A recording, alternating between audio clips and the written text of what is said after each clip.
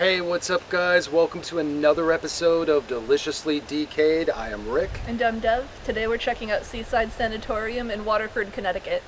And this episode is dedicated to the power of positivity. This is going to be the most positive episode of all time. I got my owl shirt on today, so I blend in. Down to Pac-Man, because nothing toxic about him. Love and light. Let's explore this excellent place.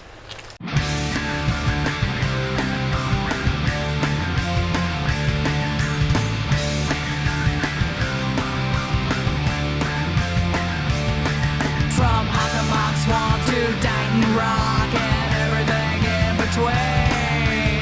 Petroglyphs and monoliths and things best left unseen.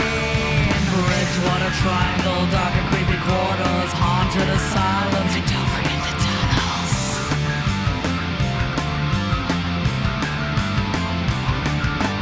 New England and beyond, only for the unafraid. Take a dog journey down an untraveled path that's deliciously decayed. Deliciously decayed. Deliciously decayed. Seaside Sanatorium opened in 1919 as the first and only treatment center for tuberculosis in the country.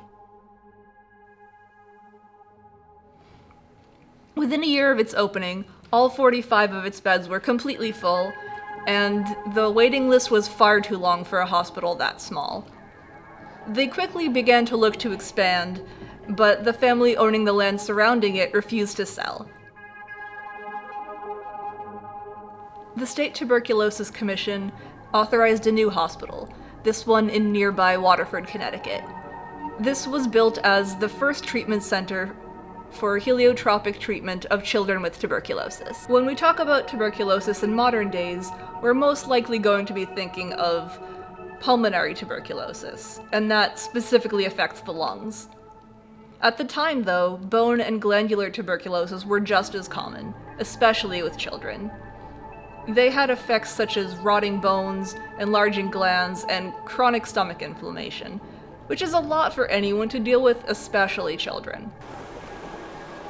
European facilities had noticed that sunlight and wet sea air could help to alleviate these symptoms.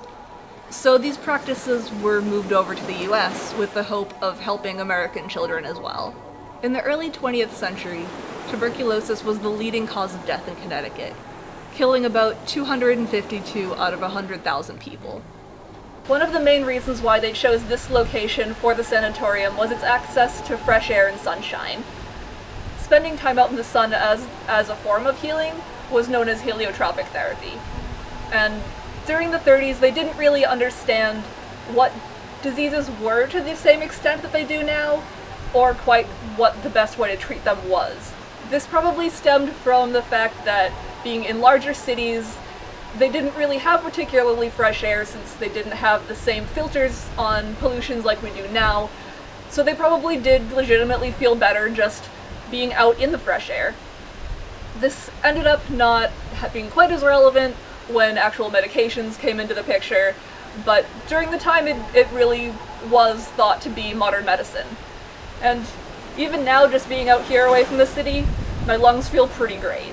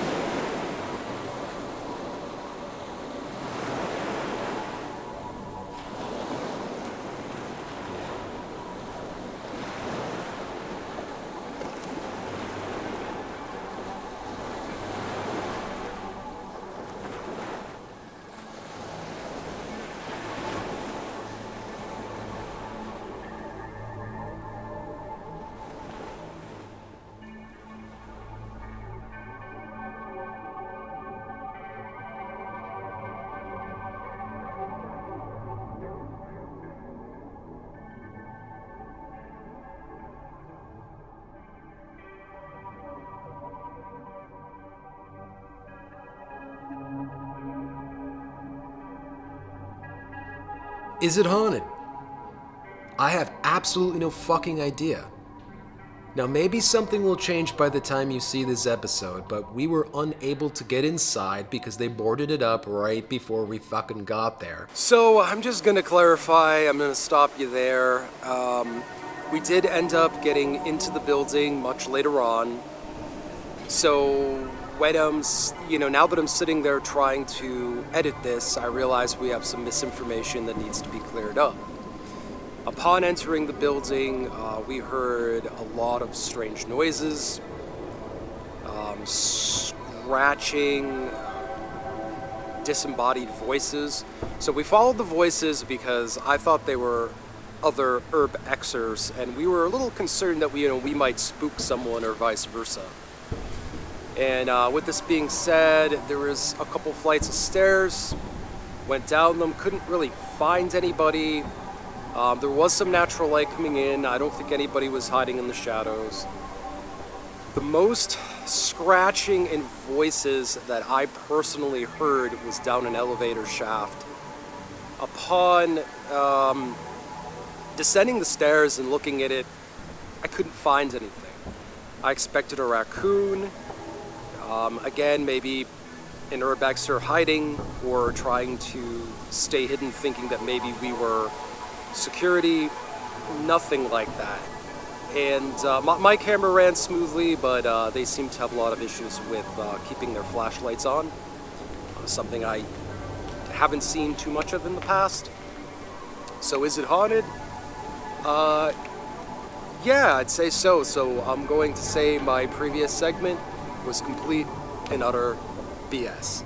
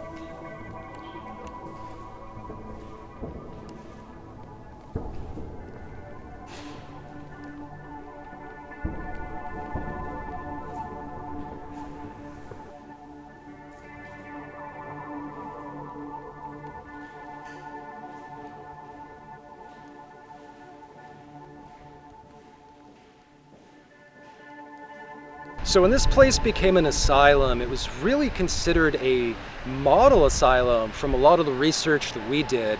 And you can check out the references in the video's description to see some of these books. I don't know about you guys, but I love this place. I mean, my lungs feel great. The seaside air is beautiful. There's a nice breeze. I mean, this is just... So, what about all of the allegations that started coming up in the 70s and 90s about mistreatment and a high death rate? Look, we just gotta take it as a win. We're trying to stay positive here, if you don't mind. There's no Walter E. Fernald, there's no eugenics, there's no dead kids in padded cells, there's no fucking shadow people. So come on, wait.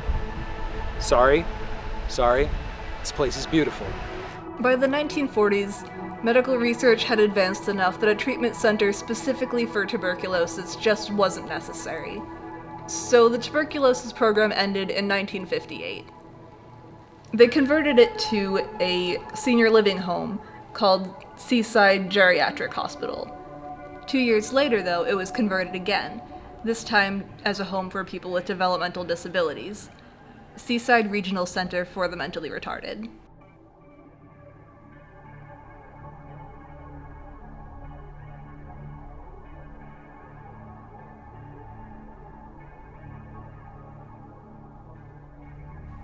By the 60s, Seaside had been converted to an asylum. It was very much praised by members of the scientific community as one of the best around, and I'm not sure if that's saying too much if you've seen our other episodes, but there was even a piece on this called Christmas in Purgatory, written in 1966 about this very subject. But as time went on, from the 60s to the 90s, this place started to be investigated for its extremely high death toll, which led to its demise in 1996. So that concludes another episode of Deliciously Decayed. Sorry everybody about the loud ass noises, the ocean and the lawnmowers and the planes and the wind and the... Gotta stay positive here. Yeah, it was worth it for the sea breeze. Gotta try to convince some more goths to come out in the sun for once, but I don't think that's gonna happen. Yeah, my COVID feels great, as well as my syphilis. I didn't get it from you, not from her. Where did you get it? Probably in a rusty building.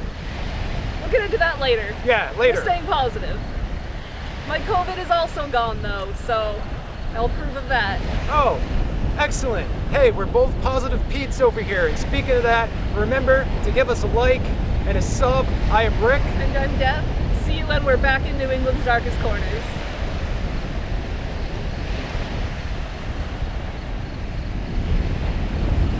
Well, that's pretty good, man. We're funny. 2 years later, however, it was converted again, this time as a living situation. What's that? It was a living situation. It was a living situation for what? Squonks. Squonks? Seaside squonks? Seaside squonks. Okay. Do we even want to say this name or just call it the Asylum? Well, I didn't even say anything, so it was before that was tripping me up. Okay, just give me a second. You know what's tripping me up? Hipsters. Acid. It was Seaside Regional Facility for I'm gonna have to read Don't this. even say it. You don't need to say it. It doesn't matter. Let me look it up. It'll take a second. I'll say it. Seaside Regional Center. Seaside Sanatorium for saltwater squonks. Okay. Is this a cut? Yes. The end. Was it turned into a home for wayward seaside saltwater squonks after that? They lived in there after it became abandoned. Is that why the walls are so wet? They're still there to this day. Crazy. So we've been catching some flack from some of our behind the scenes on Seaside Sanatorium in, where is it? Waterford? Waterford, Connecticut? Well, look, is that true? It's true. Well, let me tell you something, people of Waterford. You think this place was dark and fucked up? I bet you've never been to any of the places in Massachusetts. because they're fucked up. You go inside and a shadow person just grabs you right by the nutsack. I'm at Seaside Sanatorium and it was beautiful. It was on the ocean. You could just go and dip your toes in the fucking water. And the worst thing that's going to happen there is a little minnow is going to come up and nibble at your toes. It's not like being at the Walter E. Fernald Center when you're going to get radiation poisoning and arrested by the FBI. Yeah, I said it. This was a nice place. Stop talking shit about Seaside and go there and enjoy yourself.